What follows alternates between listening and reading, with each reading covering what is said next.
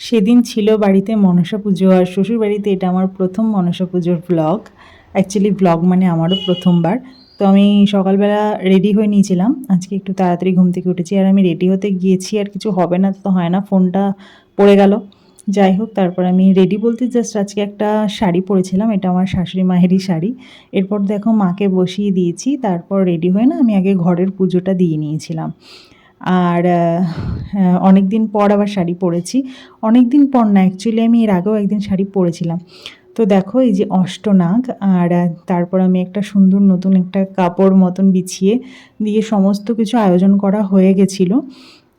আমার জেঠি শাশুড়ির ঘর থেকে ওই 2 জাও এসেছিলো, তো ওরা সব ফল টলগুলো বানিয়ে দিয়েছে, আর এগুলো আমি কিছু কিছু গুছিয়ে দিয়েছিলাম। এবার বলি যে শ্বশুরবাড়িতে এটা আমার প্রথম পুজো কেন।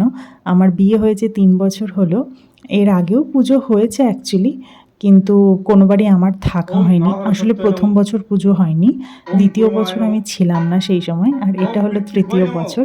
তো এই বছর এর জন্য আমার প্রথম। এরপর দেখো ঠাকুরমশাই চলে এসছে, সবাই বসেও গেছি পুজো করতে। তো মনসা পুজো এরকমভাবে আমি আগে কখনো সামনাসামনি মানে দেখিও নি আর হয়ও নি। এমনি আমাদের বাড়িতে যখন মানে মনসা পুজোর দিন মা যাদের বাড়িতে পুজো হতো সেখানে দুধকলা দিয়ে আসতো, পুজো এমনি দিয়ে আসতো। কিন্তু এই মনসা পুজোই প্রথম আমি সামনে বসে করছি, বেশ ভালো লাগছিল।